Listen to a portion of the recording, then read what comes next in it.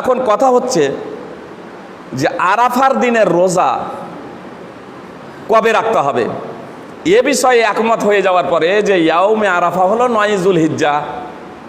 এবার কথা হচ্ছে যে আরাফার দিনের রোজা 9 যুলহিজ্জা রাখতে হবে নাকি হাজিরা আরাফার মাঠে যেদিন অবস্থান করবে সেই দিন রাখতে হবে। তো আপনাদের স্পষ্ট করে দিই যে ইয়াউমে আরাফা হলো 9 যুলহিজ্জা, আর 9 যুলহিজ্জাই রাখতে হবে রোজা। হাজিরা যেদিন আরাফার মাঠে অবস্থান করবে সেই দিন সারা পৃথিবীর মানুষকে আরাফার দিনের রোজা রাখতে হবে, এই মর্মে রাসূলুল্লাহ সাল্লাল্লাহু আলাইহি সাল্লাম থেকে কোনো বর্ণনা নেই, এমনকি কোনো সাহাবী থেকেও তার কোনো বর্ণনা নেই। আরাফার দিনে হাজিরা যেদিন অবস্থান করবে সেই দিন সারা পৃথিবীর মানুষ রোজা রাখবে, এই ধরনের কোনো বর্ণনা নেই। আর এটা সম্ভবও না। যেমন রমাজানের ঈদ, এই গত রমাজানের যে ঈদ 2021 যে রমাজানের ঈদ, সৌদিরও একদিন আগে আপনার ঈদ পালন করেছে, রমাজানের ঈদ পালন করেছে, ঈদ উল ফিতর পালন করেছে আপনার পালি, নাইজেরিয়া প্রভৃতি দেশ। আপনার সারা পৃথিবীতে 3 দিনে ঈদ পালন হয়েছে, বিগত ঈদ উল ফিতর এই 2021 অতীতেও হয়েছে মাঝে মাঝে।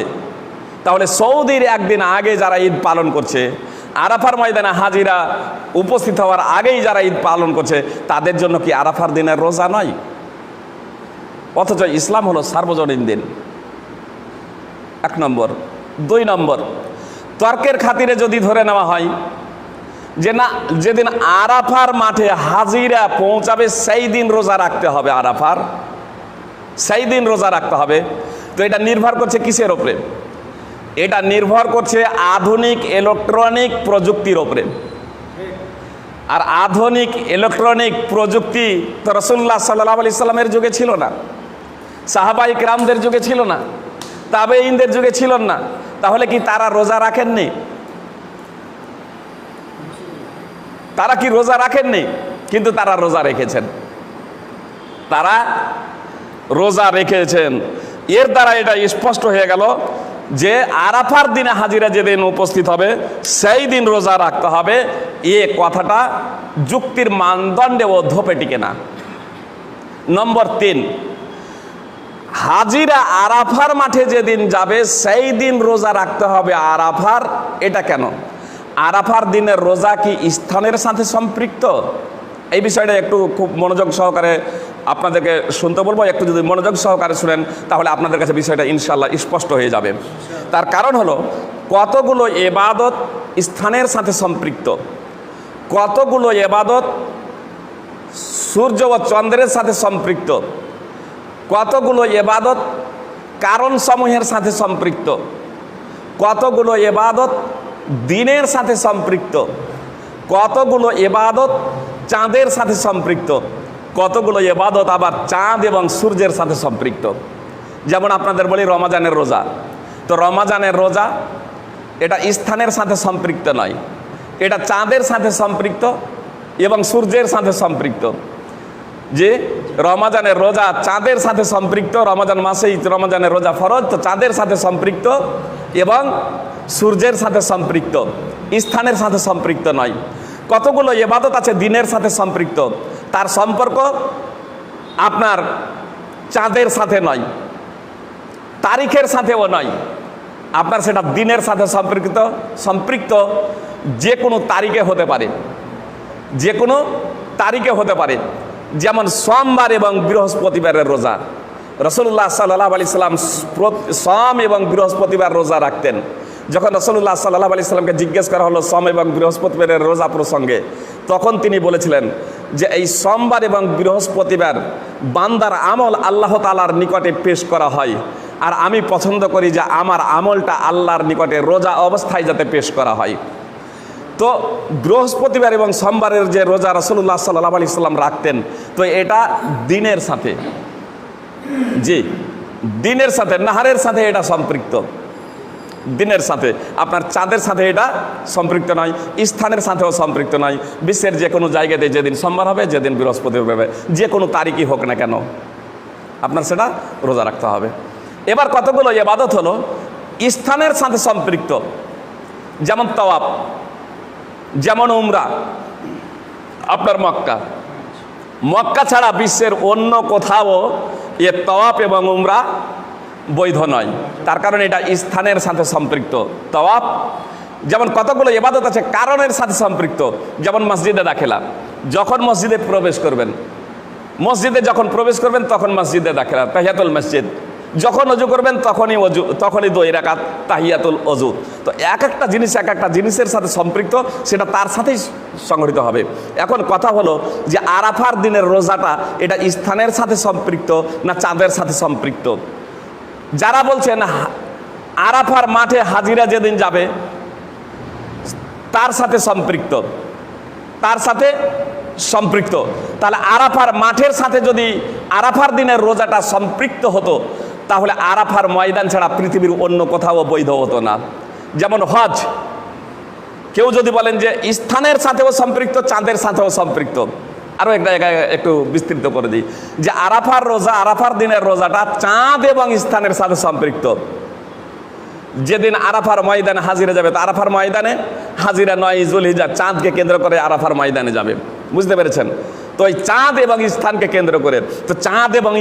কেন্দ্র করে, ও যদি আরাফার দিনের রোজাটা হতো, তাহলে আরাফার স্থান ছাড়া বিশ্বের অন্য কোথাও সেটা বৈধ হতো না। যেমন হজ চাঁদ এবং স্থানের সাথে সম্পৃক্ত, এজন্য আপনার নির্দিষ্ট চাঁদে এবং নির্দিষ্ট স্থানে ছাড়া বিশ্বের অন্য কোথাও আপনার হজ হবে না। কেউ যদি আপনার শাওয়াল মাসে হজ করব কেউ যদি আপনার মুহররম মাসে হজ করব মনে করে, কেউ যদি আপনার সফর মাসে হজ করব মনে করে, কেউ যদি রমজান মাসে হজ করব মনে করে, তাহলে হজ হবে না। অনুরূপভাবে আপনার মক্কা, মিনা, মুজদালিফা, আরাফা ছাড়া বিশ্বের অন্য কোথাও যদি হজ করবো মনে করে, তাও সেটা হবে না। এত দ্বারা স্পষ্ট হয়ে গেল যে সিয়াম ও ইয়াউমে আরাফা এটা স্থানের সাথে সম্পৃক্ত নয়, বরং এটা হলো তারিখের সাথে সম্পৃক্ত। তারপরেও কিছু ব্যক্তি বলে, 4 নম্বর, যে হাদিসে তো ইয়াউমে আরাফা এসেছে, সিয়ামু ইয়াউমি আরাফা, আরাফার দিনের রোজা। 9 যুলহিজ্জার রোজা তো বলা হয়নি। এই বিষয়ে ঐক্যমত হওয়ার পরেও যে 9 যুলহিজ্জাকে ইয়াউমে আরাফা বলে, তাদের কাছে আমার জিজ্ঞাসা, আপনারা যে 10ই যুলহিজ্জা ঈদ করছেন কিসের ভিত্তিতে? 10ই যুলহিজ্জা ঈদ করছেন?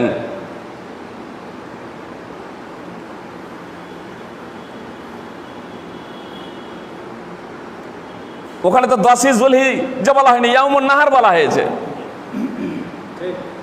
ইয়াউমুন নাহার তাহলে 10ই যুলহিজ্জা কেন? আরও এটা হচ্ছে অজ্ঞতার পরিচয়, অজ্ঞতার বহিঃপ্রকাশ। যারা বলে যে ইয়াউমুন নাহার বলা হয়েছে, 9 যুলহিজ্জা বলা হয়নি। আরে ইয়াউমুন নাহারকেই তো 9 যুলহিজ্জা বলে, ইয়াউমে আরাফাকে তো 9 যুলহিজ্জা বলে, ইয়াউমে আরাফাকেই তো 9 যুলহিজ্জা বলে। যেমন ইয়াউমুন নাহারকে 10ই যুলহিজ্জা বলে। আল্লাহ তাআলা যে বললেন ইয়াসআলুনাকা আনিল আহিল্লাহ কুল হিয়া মাওয়াকিতু লিন-নাসি ওয়াল হজ, আল্লাহ তাআলা বললেন যে নতুন চাঁদ সম্পর্কে মুহাম্মদ সাল্লাল্লাহু আলাইহি ওয়াসাল্লাম আপনাকে জিজ্ঞাসা করে, তারা আপনি বলে দিন যে নতুন চাঁদ সমূহ হলো মানব জাতি এবং হজের সময় নির্ধারক। তো আপনার আরাফার ময়দানে আপনার 8ই যুলহিজ্জা ইয়াউমুত তারবিয়া, যে আপনার ইয়াউমুত তারবিয়া মিনাতে অবস্থান করেন হাজিগণ, এবং ইয়াউমে আরাফার ময়দানে যান, তো এটা এইরকম না চাঁদকে কেন্দ্র করে? আল্লাহ বলছেন চাঁদকে কেন্দ্র করে হজ। আরে ইয়াউমে আরাফার দিনে আরাফার মাঠে অবস্থান করা, এটা তো চাঁদকে কেন্দ্র করে। এই কথা স্বয়ং মহান আল্লাহ তাআলা বলেছেন, স্বয়ং আল্লাহ তাআলা বলছেন যে এটা চাঁদকে কেন্দ্র করে। আর আপনি চাঁদ থেকে আরাফার দিনকে বিচ্ছিন্ন করে নিচ্ছেন। চাঁদ থেকে যদি আরাফার দিনকে যদি বিচ্ছিন্ন করে নেয়, এবার আপনাদের খুব সহজে একটা বিষয় বোঝানোর প্রচেষ্টা করছি। নম্বর 6, খুব সহজে এই বিষয়টাকে বোঝার প্রচেষ্টা করুন যে আরাফার ময়দানে 9ই যুলহিজ্জা ছাড়াও পৃথিবীর বিভিন্ন মানুষ বিভিন্ন সময়ে ওই আরাফার ময়দানে যায়। 9ই যুলহিজ্জা ছাড়া আমরাও আরাফার ময়দানে গিয়েছি। জি, 9ই যুলহিজ্জা ছাড়াও আমরাও আরাফার ময়দানে গিয়েছি। তো আরাফার ময়দানে গেলেই কি সেটা আরাফার দিন হয়? জি, কেন? কেউ যদি রমাজান মাসে আরাফার ময়দানে চলে যায়, 10 লক্ষ মানুষ যদি আরাফার ময়দানে রমাজান মাসে চলে যায়, আরাফার দিন হবে না? আপনার যে কয়েক বছর হজ যে বন্ধ ছিল, হজ, তো সেই বছর আরাফার দিন হয়নি? আরে আরাফার দিন তখনও তো আরাফার দিন ছিল। আসলে আরাফার দিন যে 9ই যুলহিজ্জা, যে বিষয়ে মুতাকাদ্দিমিন আল্লাহ রাসূল সাল্লাল্লাহু আলাইহি ওয়াসাল্লাম এবং সাহাবায়ে কেরাম থেকে কোনো দ্বিমতই নেই, আজকে সেই বিষয়টাকে নিয়ে আমরা মতানৈক্য করছি, মতভেদ করছি, এটা কাম্য নয়। বিষয়টা নিরপেক্ষ দৃষ্টিভঙ্গি নিয়ে আমরা যদি বোঝার প্রচেষ্টা করি, তাহলে আমাদের কাছে বিষয়টা স্পষ্ট হয়ে যাবে। কানা রাসূলুল্লাহ সাল্লাল্লাহু আলাইহি ওয়াসাল্লাম ইয়াসুমু 9 জিলহিজ্জা, রাসূলুল্লাহ সাল্লাল্লাহু আলাইহি ওয়াসাল্লাম জিলহিজ্জার 9 রোজা রাখতেন। রাসূলুল্লাহ সাল্লাল্লাহু আলাইহি ওয়াসাল্লাম যুলহিজ্জার 9 রোজা রাখতেন। যুলহিজ্জা মাসের 9টি রোজা, নাকি যুলহিজ্জার 9ম তারিখের রোজা? এই হাদিসটি আছে সুনানে আবি দাউদ হাদিস নম্বর 2437, সুনানে নাসাই হাদিস নম্বর 2372।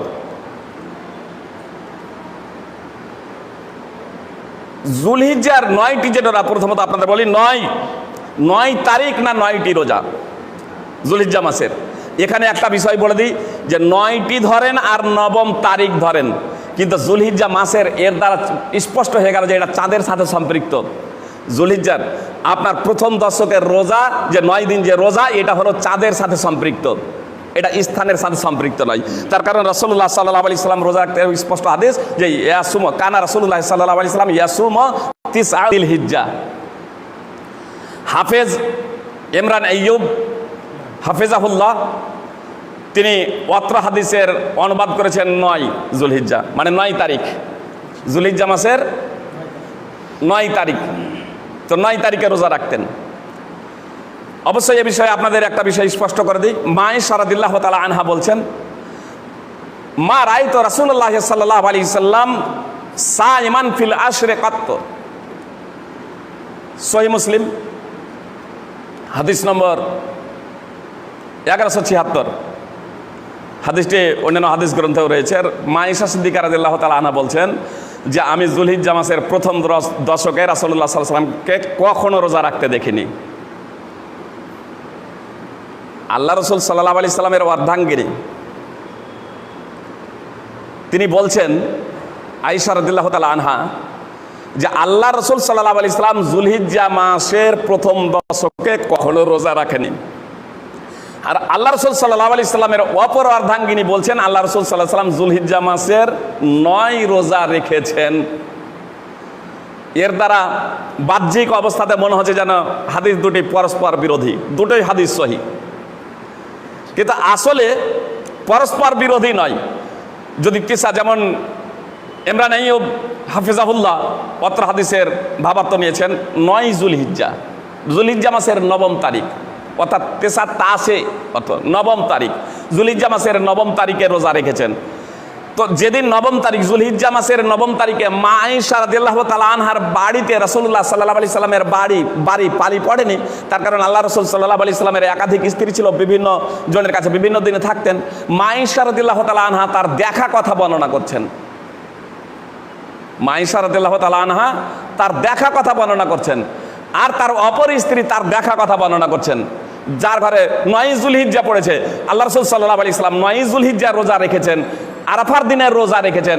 সেজন্য তিনি বলছেন যে আল্লাহ রাসূল সাল্লাল্লাহু আলাইহি সাল্লাম যুলহিজ্জা মাসের 9 রোজা রেখেছেন, 9 তারিখের। আর এই বিষয়টা আরও স্পষ্ট হয়ে যায় বুখারী মুসলিমের হাদিস দ্বারা, যে রাসূলুল্লাহ সাল্লাল্লাহু আলাইহি সাল্লাম আরাফার দিনের রোজা রাখতেন। সুতরাং উম্মুল ফাদল রাদিয়াল্লাহু তাআলা আনহা সূত্রে বর্ণিত যে রাসূলুল্লাহ সাল্লাল্লাহু আলাইহি সাল্লাম আরাফার দিনে আরাফার মাঠে যখন অবস্থান করছিলেন, তখন কিছু সাহাবী রাসূলুল্লাহ সাল্লাল্লাহু আলাইহি সাল্লামের রোজা রাখার ব্যাপারে সন্দেহ পোষণ করলেন। কেউ কেউ বলছিলেন যে রাসূলুল্লাহ সাল্লাল্লাহু আলাইহি সাল্লাম রোজা আছেন, আরাফার দিনের রোজা আছেন, অর্থাৎ যুলহিজ্জা মাসের 9 তারিখের রোজা রেখেছেন। আর কেউ কেউ বলছিলেন যে না, রাসূলুল্লাহ সাল্লাল্লাহু আলাইহি সাল্লাম রোজা নেই, রোজা অবস্থায় নেই। সহিহ বুখারী হাদিস নম্বর 1988 এবং সহিহ মুসলিম হাদিস নম্বর 1123। ইমাম ইবনে হাজার আসকালানী রাহিমাহুল্লাহ ফাতহুল বারীতে অত্র হাদিসের ভাষ্যে উল্লেখ করছেন যে সাহাবায়ে কেরামদের মতভেদ করার অন্যতম কারণ হলো যে আরাফার দিনের রোজা রাখাটা তাদের কাছে অত্যন্ত পরিচিত ছিল, তাদের অভ্যাসগত ব্যাপার ছিল যে তারা আরাফার দিনের রোজা রাখতেন, তারা আরাফার দিনের রোজা রাখতেন। তো আরাফার দিনের রোজা যেহেতু তারা রাখতেন, এই দৃষ্টিকোণ থেকে আরাফার দিনের মাহাত্ম্য মর্যাদাও অনেক, এই দৃষ্টিকোণ থেকে কিছু কিছু সাহাবী সেদিনও মনে করছেন যে আরাফার দিনের রোজা যেহেতু রাসূলুল্লাহ সাল্লাল্লাহু আলাইহি সাল্লাম রাখতেন, এই জন্য এই আজকেও তিনি রেখেছেন। আর কিছু সাহাবী যে এই ধারণা পোষণ করছিলেন যে না, আল্লাহ রাসূল সাল্লাল্লাহু আলাইহি সাল্লাম আজকে রোজা রাখেননি। তো এই দৃষ্টিকোণ থেকে যে ফরজ রোজাই তো সফরে ছেড়ে দেওয়ার অনুমতি আছে, আর একদা রাসূলুল্লাহ সাল্লাল্লাহু আলাইহি সাল্লাম ফরজ রোজা ছেড়ে দেওয়ার নির্দেশ প্রদান করেছিলেন সফরে। তো আল্লাহ রাসূল সাল্লাল্লাহু আলাইহি সাল্লাম তো এখন সফরে আছেন, অতএব আজকে তিনি আরাফার দিনের রোজা রাখেননি, 9 যুলহিজ্জার রোজা রাখেননি। এত দ্বারা স্পষ্ট হয়ে গেল যে রাসূলুল্লাহ সাল্লাল্লাহু আলাইহি সাল্লাম 10ই যুলহিজ্জা, এই 10ই আপনার 10ম হিজরিতে যে রাসূলুল্লাহ সাল্লাল্লাহু আলাইহি সাল্লাম হজ করেছেন, তার আগেও আরাফার দিনের রোজা রাখতেন। হজ যের আগেও আরাফার দিনের রোজা রাখতেন। আরে হজের সর্বোচ্চ কেউ কেউ বলেছেন 10ম হিজরিতে আপনার হজ ফরজ হয়েছে, কেউ কেউ বলেছেন 9ম হিজরিতে হজ ফরজ হয়েছে। হজ 9ম হিজরিতে ফরজ হোক আর 10ম হিজরিতে ফরজ হোক, রাসূলুল্লাহ সাল্লাল্লাহু আলাইহি সাল্লাম যে হজ করার আগেও রোজা রেখেছেন, সাহাবায়ে কেরাম রোজা রেখেছেন। আর সেই কারণেই তো তাদের মধ্যে এই প্রশ্ন এলো যে আল্লাহ রাসূল রোজা রেখেছেন কি রাখেননি, অন্যান্য দিনে অন্যান্য বছরের মতো যে আল্লাহ রাসূল সাল্লাল্লাহু আলাইহি সাল্লাম এই আরাফার মাঠে আরাফার দিনে রোজা রেখেছেন কি রাখেননি। যারা বলছেন রোজা রেখেছেন, এই দৃষ্টিকোণ থেকে যে আল্লাহ রাসূল সাল্লাল্লাহু আলাইহি সাল্লাম অন্যান্য বছরও 9 যুলহিজ্জার রোজা রাখতেন, আরাফার দিনে রোজা রাখতেন। আর যারা বলছেন যে রোজা রাখেননি, এই দৃষ্টিকোণ থেকে যে আল্লাহ রাসূল সাল্লাল্লাহু আলাইহি সাল্লাম রমাজানের রোজাই তো একদা সফরে ছেড়ে দেওয়ার নির্দেশ করেছিলেন, আর এখন তো সফরের অবস্থায় আছেন। ফল কথা, আরাফার দিনের রোজা এটা তারিখের সাথে সম্পৃক্ত, স্থানের সাথে সম্পৃক্ত নয়। আরও একটা বিষয় স্পষ্ট করে দিই আপনাদের, মুসান্নাফ ইবনে শাইবা, ইমাম বাইহাকির আস-সুনানুল কুবরা, ইমাম হাকিমের আল মুস্তাদরাক, বিভিন্ন হাদিস গ্রন্থে আসার রয়েছে। একটা মারফু হাদিস রয়েছে দারাকুতনিতে, কিন্তু হাদিসটা জয়ীফ। ইমাম বাইহাকির আস-সুনানুল কুবরাতে রয়েছে, হাদিসটা জয়ীফ।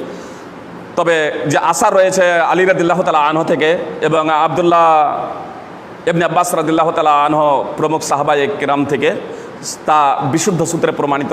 আল্লামা নাসিরউদ্দিন আলবানী রাহিমাহুল্লাহ ইরওয়াউল গালিল হাদিস নম্বর 653-তে উল্লেখ করেছেন যে তাকবীর যে পাঠ করতে হবে, তাকবীর আল্লাহু আকবার, আল্লাহু আকবার, লা ইলাহা ইল্লাল্লাহু, আল্লাহু আকবার, আল্লাহু আকবার, ওয়ালিল্লাহিল হামদ, যে আমরা তাকবীর সাধারণত ঈদের পাঠ করে থাকি। তো তাকবীর কখন থেকে পাঠ করতে হবে? আলী রাদিয়াল্লাহু তাআলা আনহু এবং আব্দুল্লাহ ইবনে আব্বাস রাদিয়াল্লাহু তাআলা আনহু বলছেন যে আরাফার দিনের ইয়াউমে আরাফা, আরাফার দিনের ফজরের নামাজের পর থেকে নিয়ে আইয়ামে তাশরিকের আসর পর্যন্ত, আলী রাদিয়াল্লাহু তাআলা আনহু বলছেন যে আসরের নামাজের পরেও পড়তেন, মানে মাগরিবের নামাজের আগে পর্যন্ত। তাহলে কি বললেন, কিভাবে তারা তাকবীরগুলো পাঠ করতেন?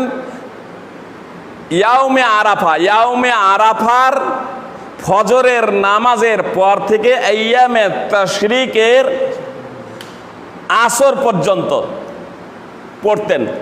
বলুন, এখানে ইয়াউমে আরাফা বলা হয়েছে। পৃথিবীর এমন কোনো মুহাদ্দিস নেই, আলেম, যে নিজেকে আলেম বলে দাবি করে, সে এ কথা বলতে পারে না যে হাজিরা যেদিন আরাফার মাঠে অবস্থান করবে সেদিন থেকে তাকবীরগুলো পাঠ করতে হবে। সমস্ত আলেম এই জায়গাতে এসে বলছে যে 9 যুলহিজ্জার ফজর থেকে নিয়ে 13ই যুলহিজ্জার আসর পর্যন্ত, অত্র হাদিসের তাৎপর্য। আর ইয়াউমে আরাফা তো বলা হয়েছে। সাহাবায়ে কেরাম কি বুঝলেন তাবেঈনরা কি বুঝলেন? কুফাবাসী, তারা কুফাতে দেখছেন আলী রাদিয়াল্লাহু তাআলা আনহুকে, কুফাতে দেখছেন, যে হীরাকে দেখছেন। তখন আর ইলেকট্রনিক মিডিয়া, আধুনিক প্রযুক্তি ছিল না যে হাজিরা কখন অবস্থান করছে। ইয়াউমে আরাফা অর্থাৎ 9ই যুলহিজ্জার ফজর যখন হচ্ছে, আপনার যুলহিজ্জা মাসের 9ই যুলহিজ্জার ফজর যখন হচ্ছে, তখন তাকবীর পাঠ করতে শুরু করে দিতেন চতুর্থ খলিফা আলী রাদিয়াল্লাহু তাআলা আনহু। এ কথাই তাবেঈনরা বর্ণনা করছেন। তো সাহাবীদের মাঝে কোনো দ্বিমত ছিল না, সুপ্রিয় ভাই, এবং তারা এ কথাটা এরকম উল্লেখ করছেন। আর সমস্ত মুহাদ্দিসিন এ বিষয়ে একমত যে ইয়াউমে আরাফা বলতে 9ই যুলহিজ্জা। সুতরাং জেনে শুনে কেউ যদি 8ই যুলহিজ্জা হাজিরা যদি আরাফার ময়দানে চলে যায় আর আরাফার ময়দান ত্যাগ করে দেয়, তাহলে সেটা হজই হবে না। একটা বিষয় এখানে স্পষ্ট করে দিই, কিছু হাদিস এই মর্মে আছে, যেমন আয়েশা রাদিয়াল্লাহু তাআলা আনহা সূত্রে হাদিস বর্ণিত আছে যে আল্লাহ তাআলা আরাফার দিনে যত মানুষকে জাহান্নাম থেকে মুক্তি দেন, অন্য কোন দিনে আর এত মুক্তি দেন না। আল্লাহ তাআলা নিকটবর্তী হন, ফেরেশতাদের সম্বোধন করে বলেন যে এরা কি চাই। সহিহ মুসলিম হাদিস নম্বর 1348, সুনানে ইবনে মাজাহ হাদিস নম্বর 3014, সুনানে নাসাই হাদিস নম্বর 3003। আব্দুল্লাহ বিন আমর বিন আস রাদিয়াল্লাহু তাআলা আনহু সূত্রে হাদিস বর্ণিত আছে, রাসূলুল্লাহ সাল্লাল্লাহু আলাইহি সাল্লাম বলেছেন যে আল্লাহ তাআলা ফেরেশতাদের সম্বোধন করে বলেন, উনজুরু ইলা ইবাদি, আমার বান্দাদের দিকে দেখো, আতাউনি শুহসান গুবরা, এলোমেলো চুলে ধূসরিত অবস্থায় তারা আমার কাছে এসেছে। আল্লাহ তাআলা প্রথম আসমানে নেমে আসেন। আল্লাহ রাসূল সাল্লাল্লাহু আলাইহি সাল্লাম বলছেন যে আল্লাহ তাআলা প্রথম আসমানে নেমে আসেন আর তারপরে বলেন, ফেরেশতাদের সম্বোধন করে তাদের সামনে গর্ববোধ করেন, আমার বান্দাদের দেখো, এরা এলোমেলো চুলে ধুলি ধূসরিত হয়ে ধুলি মলিন অবস্থায় আমার কাছে এসেছে। আতাউনি শুহসান গুবরা, মুসনাদ আহমদ হাদিস নম্বর 7089। আবু হুরায়রা রাদিয়াল্লাহু তাআলা আনহু সূত্রে হাদিস বর্ণিত আছে এই মর্মেই, মুসনাদ আহমদের এই হাদিস নম্বর 8047। তো আল্লাহ তাআলা নিকটবর্তী হন। আব্দুল্লাহ বিন আমর বিন আস রাদিয়াল্লাহু তাআলা আনহুর বর্ণনায় আছে, আরাফার বৈকালে আরাফাবাসীকে কেন্দ্র করে ফেরেশতাদের সামনে গর্ববোধ করেন। আরাফার বৈকালে, বুঝতে পেরেছেন বিষয়টা? মনোযোগ দিয়ে শুনবেন এই কথাটা। আরাফার বৈকালে আরাফাবাসীকে কেন্দ্র করে, আরাফাবাসীদেরকে কেন্দ্র করে ফেরেশতাদের সম্মুখে গর্ববোধ করেন, আমার এই বান্দাদের দেখো। আরাফায় যারা অবস্থান করছে আরাফার বৈকালে, আমার এই বান্দাদের দেখো, তারা এলোমেলে চুলে ধুলিমলিন হয়ে আমার কাছে এসেছে। তো আল্লাহ তাআলা প্রথম আসমানে নেমে আসেন আর আরাফাবাসীকে কেন্দ্র করে ফেরেশতাদের সম্মুখে গর্ববোধ করেন। আমার কিছু ভাইয়েরা বলেন যে আরাফার দিনের এত মাহাত্ম্য যে আল্লাহ তাআলা প্রথম আসমানে নেমে আসেন আর হাজিরা যখন আরাফার ময়দান ত্যাগ করে দেন, তখন আসলে মর্যাদাটা ফিকে হয়ে যায়, তার কারণ তখন তার প্রথম আসমানে থাকে না।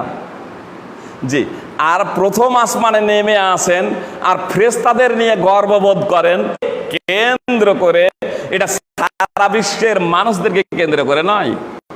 তো তার সাথে আপনার কি সম্পর্ক? তার সাথে কি সম্পর্ক? আপনার আরাফার দিনের রোজার তো মাহাত্ম্য এবং ফজিলত আলাদা রাসূলুল্লাহ সাল্লাল্লাহু আলাইহি সাল্লাম বর্ণনা করেছেন। যেমন একটা হাদিস এরকম আপনাদের সম্মুখে পেশ করা হলে আপনারা খুব সহজে এই বিষয়টা বুঝতে পারবেন। বিখ্যাত হাদিস বুখারী মুসলিম সহ বিভিন্ন হাদিস গ্রন্থে রয়েছে। সহিহ বুখারী হাদিস নম্বর 1145 এবং 6321।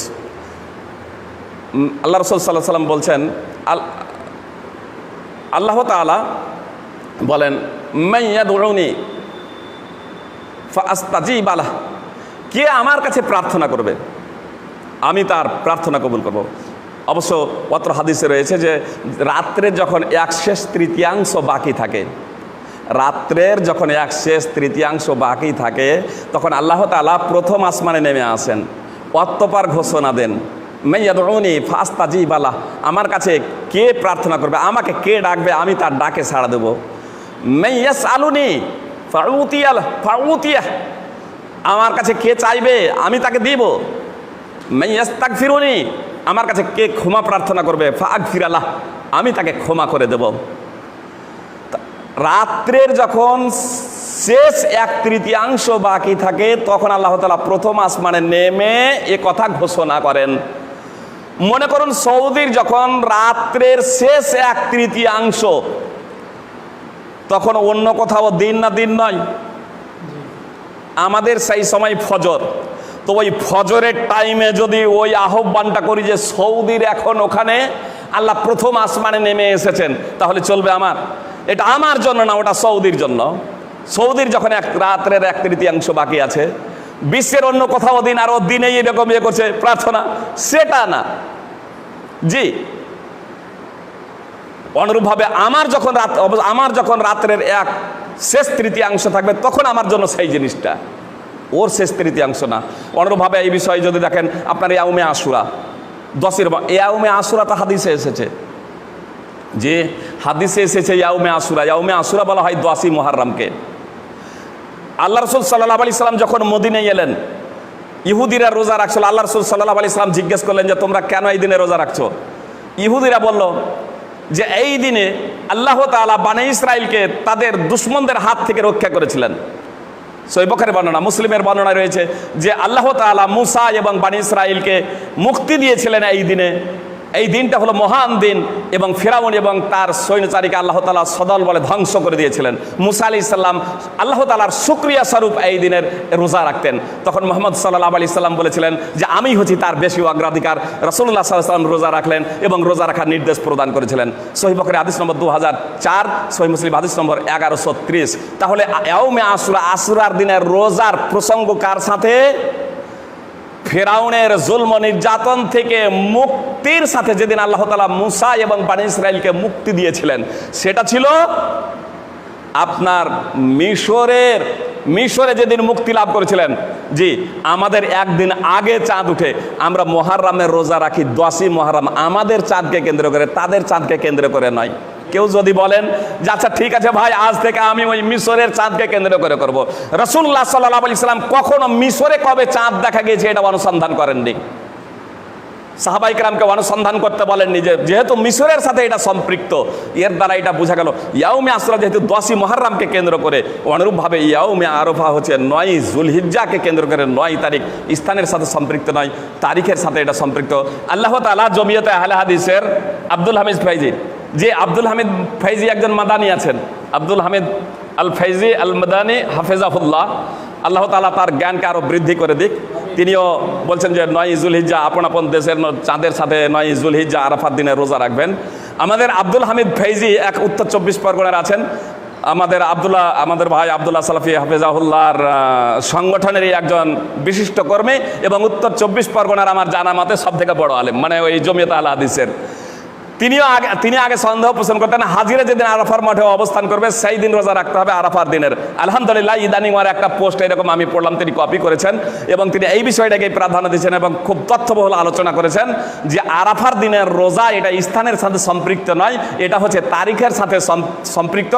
9ই যুলহিজ্জা আরাফার দিনের রোজা রাখতে হবে, হাজিরা যেদিনই আরাফার মাঠে যাক না কেন, ওদের সাথে আমাদের কোনো সম্পর্ক নেই, এটা তারিখের সাথে সম্পৃক্ত। সুপ্রিয় ভাই এবং বোন, আপনাদের চাইব এই যে আল্লাহ রাসূল সাল্লাল্লাহু আলাইহি সাল্লাম আরাফার দিনের যে মাহাত্ম্য এবং ফজিলত বর্ণনা করেছেন, আমরা যাতে সেই ফজিলত এবং মাহাত্ম্য অর্জন করতে পারি, তার জন্য আল্লাহ তাআলা আমাদের সকলে তৌফিক দান করেন। আমিন। আসসালামু আলাইকুম রহমতুল্লাহি ওয়া বারাকাতুহু।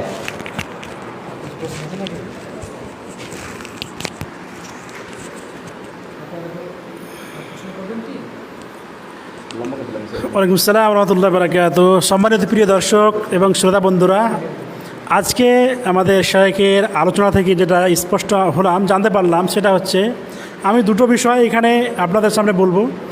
নাম্বার 1, সেটা হচ্ছে যে 9ই যুলহিজ্জা যেহেতু আরাফার দিন, সেই জন্যই হাজিরা আরাফার ময়দানে যান, অন্য দিন যান না। 8 তারিখ বা 10 তারিখে বা 11 তারিখে যান না। যেহেতু আরাফার দিন হচ্ছে 9 তারিখ, ইয়াউমে আরাফা, কুরবানির আগের দিন, সেই জন্যই হাজিরা আরাফার ময়দানে যান। এটা একটা স্পষ্ট, অন্য কোনো দিন যান না। আর দ্বিতীয় একটা বিষয় এটা বলতে চাই, সেটা হচ্ছে যে হজের পূর্বে সিয়াম ফরজ হয়েছে। হজের পূর্বে সিয়ামের বিধান ছিল, সেহেতু